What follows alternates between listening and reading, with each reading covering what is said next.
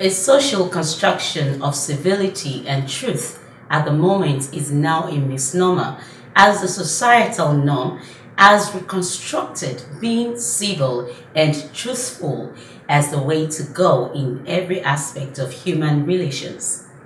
On the program today, I will be discussing civility, truth, now a misnomer, with Mrs. Funmilayo Abayowa. She is a relationship and mindset coach. My name is Olujoke Masago saying welcome and thank you for always watching Let's Talk on DNTWOK. Please stay with us.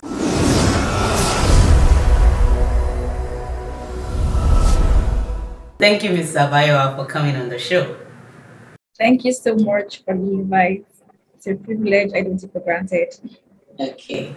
Now let's look at the words civility and truth as it relates to human existence. Okay, so first of all, I would like to give a deep meaning to what civility means because to relate it, you have to know what it means. Civility is the act of showing regard for others by being polite. In other words, it is to have courtesy in behavior and speech. That means regardless of what the person has done for you, regardless of what someone has done for you, it's being kind in speech to the person. So what is truth? Truth means the actual fact about something that is in accordance with the reality of something, of that thing. It means the actual facts about that thing. So how is civility and truth now a misnomer?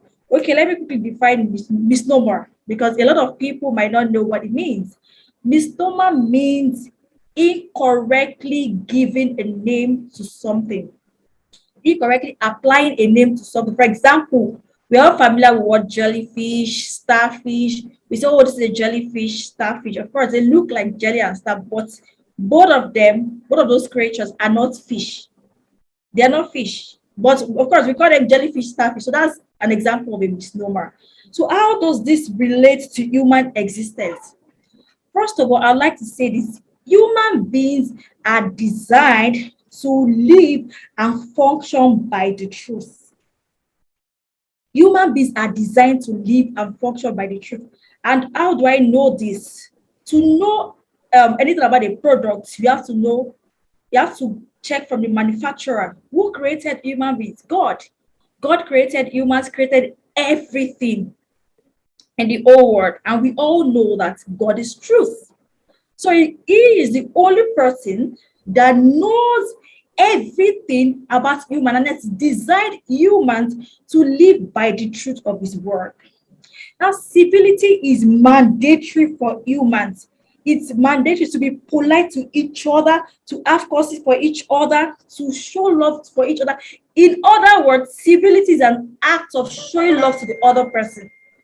If I love you, I will speak with courtesy to you, irrespective of what you have done.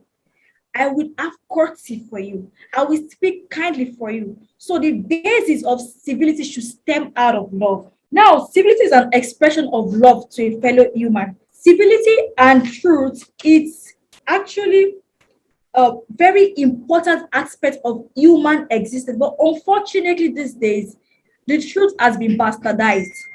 I mean, someone said it this way that the voice of truth is now fake. A lot of things that are not true are now being painted as the truth. The truth is now a misnomer. What I like to call it topsy-turvy. Our word today is a word of topsy-turvy. And when I was small, I actually read a novel, and the title of the book is the word of topsy-turvy. And in that book, everything is upside down, like the way they build their houses. The chimney is actually the foundation. They wear their shoes on their head and they wear their caps on their legs. So to them, that is their truth, but that is not the truth. So that is what we can find in our world today. That is what we can find in among human existence today. Everybody is living in their own truth. As long as, oh, this suits me, then it's my own truth. Some people even say, and we hear stuff like, this is my own, I define my own truth. No, How do we know what the real truth is? The real truth comes from the word of God. And because people have dissociated themselves from their manufacturer. For example, I have an iPhone. If I want to know anything about this iPhone, who do I ask? I ask Apple. Apple is in the correct position to give me the truth about iPhone.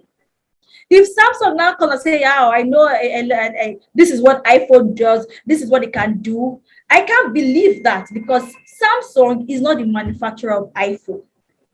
Apple is the manufacturer of iPhone. So who is in the best position to give me the truth? Apple. So if Samsung comes and say, "This is it," that is not the truth, but that can be Samsung's truth. But that is not the truth. That's a misnomer.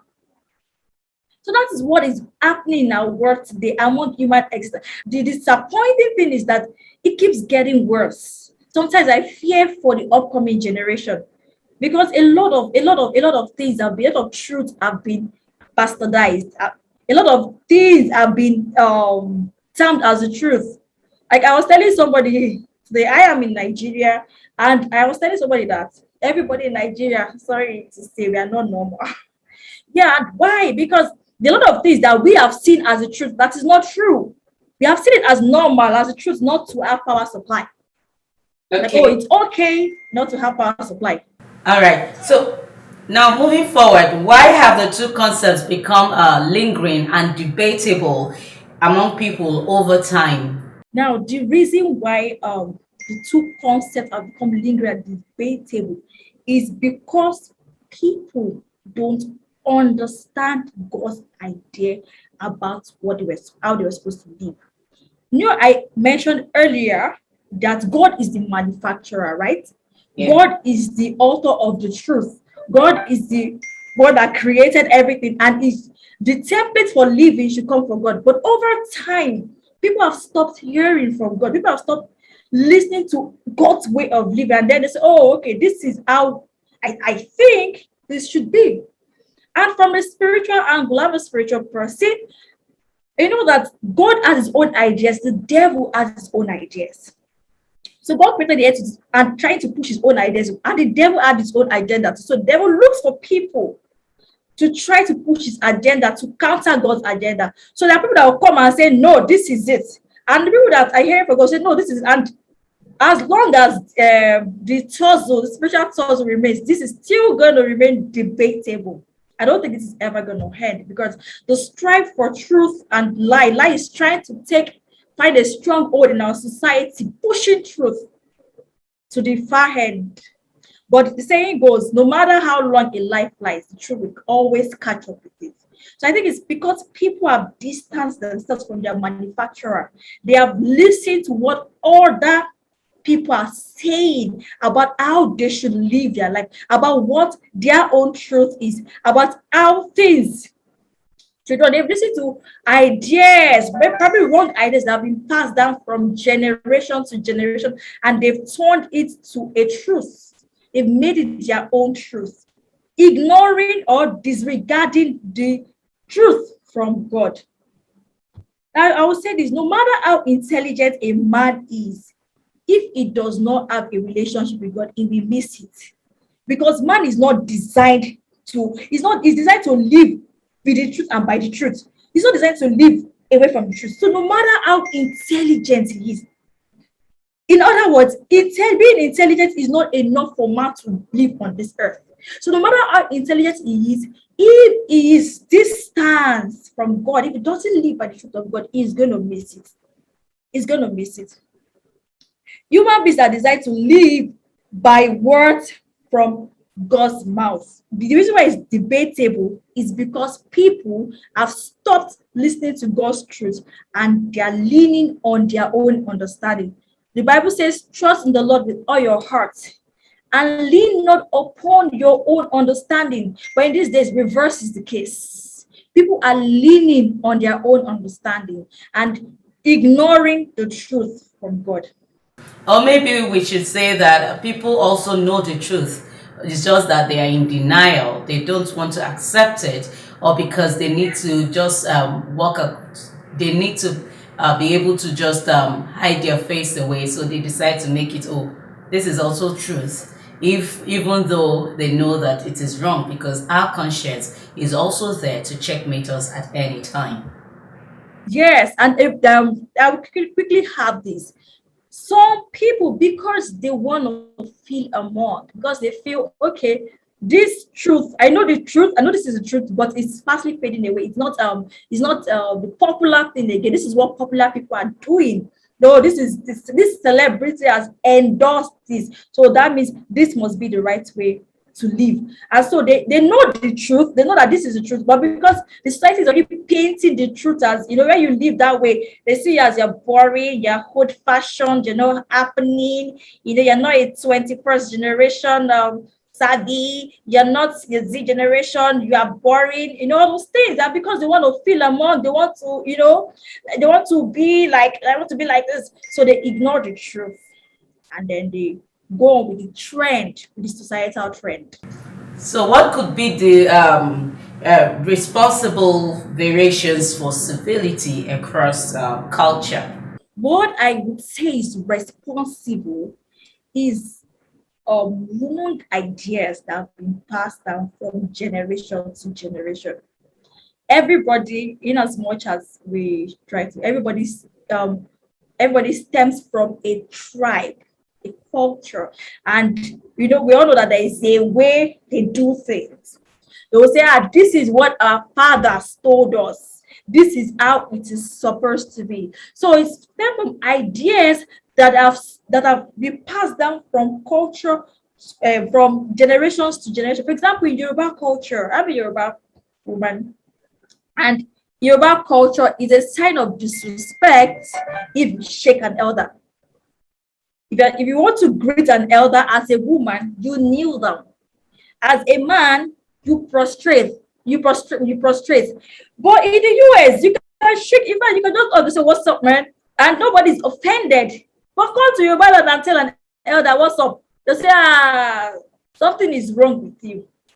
It's an hallmark of high disrespect in Yoruba land. So the same way it varies. Why? Because that is what has been passed down from generation to generation. And this is in this place, so this is how we greet.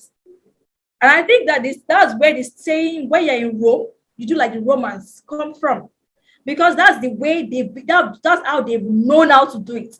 That's how the ideas have been passed down from their forefathers, and that's what they hold as the truth. So if, for example, someone that is born and bred all his life in America comes to Yoruba land and tries to greet an elder and says, hi, grandpa, the man will be looking like, did they not teach you? That's the first thing. Did they not teach you? There's a way we greet. There's a way you greet in Yoruba land. Also, many times when I was, my grandpa told me, he said, yeah, female, you will kneel down with your two legs. If you're a male, you will prostrate and greet. So ideas that have been passed down from generation to generation are responsible for the variation. So the same way it is different in Yoruba land, Igbo culture is different to white, different ideas. Hausa culture, Fulani, team, and then all over the world, the Brazilians, China. In China, I mean, there's one country they say, if you do like this, that means yes. And if you do it like this, it's no. And what we know is, if I want to, if I don't want to say yes, I don't want to say it, and just nod my head like that is yes. If I shake my head, that is no. But in another culture, reverse is the case. Why? That is what they know. That's the idea that's been passed down from generations to generation. Very true. All right, let's just go on this break, and when we come back, we continue from there. Please stay with us. Hello everyone, my name is Janet Bablo, and I'm here to talk to you about a show called Let's Talk. Let's Talk is a show on DNTWOK, DNTWOK on YouTube. I would like for you to, watch the show. I've been on the show. The show is educative, it's informative, it's amazing, and it's hosted by the one and only Olujoke Osako. So don't forget to hit the like button, make sure you share, and make sure you subscribe.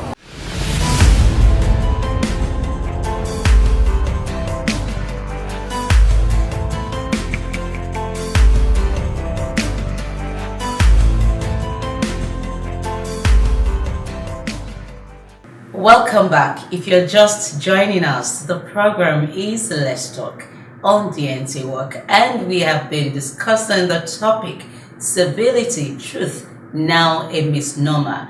Mrs. Funmilayo Abayowa is still very much around, so let's continue. Thank you once again, man, for standing by. Thank you. Thank you so much. Now, moving forward, could religion be a responsible factor for this misnomer or the diverse cultural background? You know, there is something about religion, even everything, as long as you are human and you belong to a particular religion, either Christianity, Islam, or even the traditionalist, there is something that is expected of you. So people tend to hide under the umbrella of religion by not expressing themselves the way it should. And you know, the fact that you don't want anybody to tag you negatively. So we tend to want to create an umbrella to still make us feel moral in the face of the world. Well, I would say both factors are responsible, but more of religion. Now, why did I say this? First of all, what is religion? Religion is belief in a superhuman factor. I mean, God or gods or something that is more than that is more powerful than human.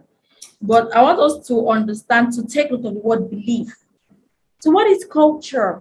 Culture is a way of life. That means for you to have a way of life, the way of life is guided by a set of beliefs. It's those beliefs that will motivate the decisions you make. So religion is an intricate aspect of culture. Religion is an intricate aspect of culture.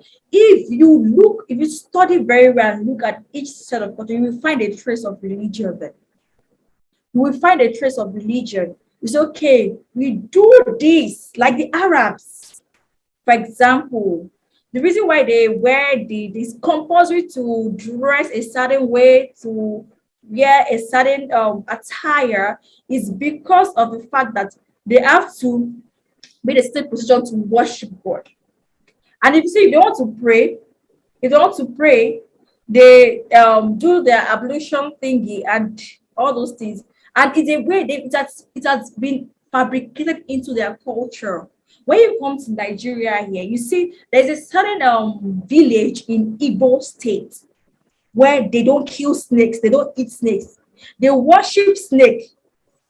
They don't eat snakes, they don't kill snakes. So it's a taboo for anybody in that village to kill a snake. So it has become their way of life. Why? That religion, that thing they are worshiping, has infiltrated their way of life, and they've built a culture around that. In fact, some villages, in that village, if a woman just gives birth, they say the snake will come and visit the baby, roll around the child, and if the child is not a son of the soil, the snake will strangle the child. But if it's if it's a true son of the soil, the snake will just circle and then go.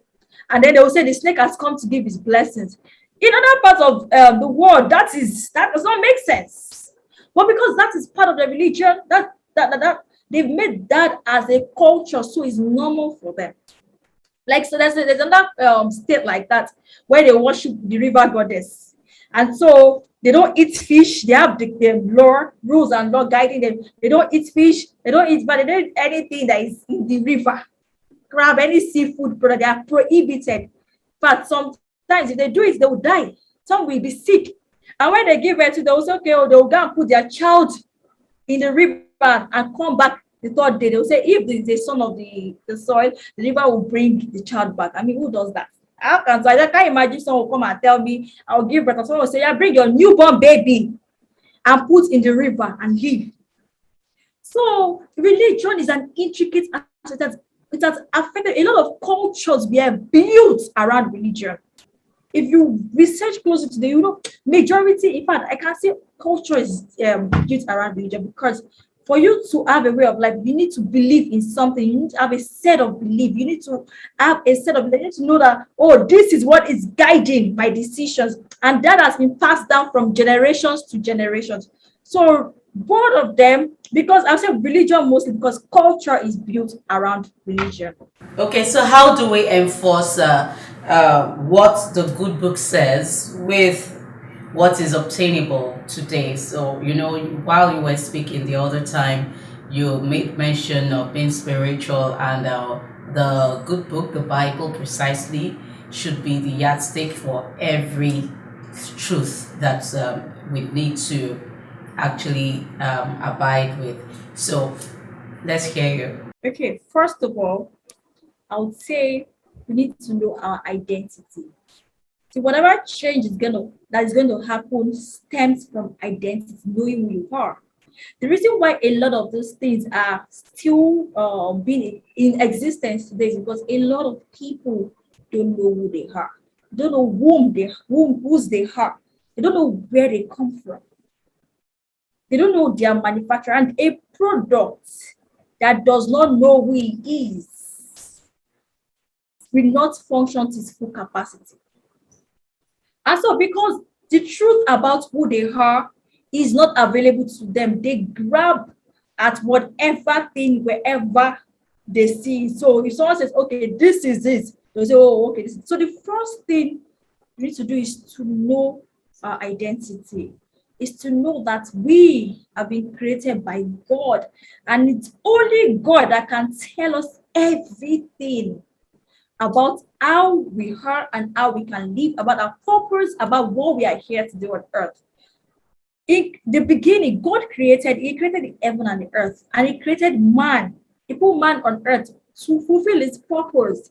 I tell people this: there is nobody that is on earth without a purpose. God is an intentional God.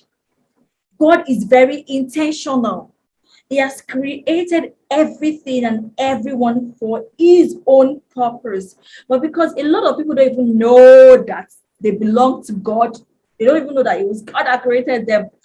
Not to talk of knowing that they have an assignment, they have a purpose to fulfill on earth.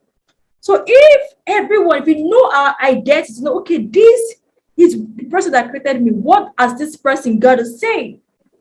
And that's why you see that every product comes with a manual. You can't see a product that does not have a manual. Why? What is a manual? A manual is the manufacturer's truth about the product. You can see sometimes if you don't read a manual of a product, you will underuse that product. I'm one type of person, I love to read a lot, and so I read. When I get anything, I will read through the manual and say, oh my God, so this phone can do this. I never knew. For a long time, I didn't know that I can sign documents, I can fill documents with my iPhone without even using any external app. I just read through the manual and I was like, okay, so I can do this with my iPhone. And there was a time that I really needed to do that. I had to go to a business center. I had to print out. I now filled manually. I now scanned it and sent it back. Meanwhile, that saved me the stress. I had a device that could do all that.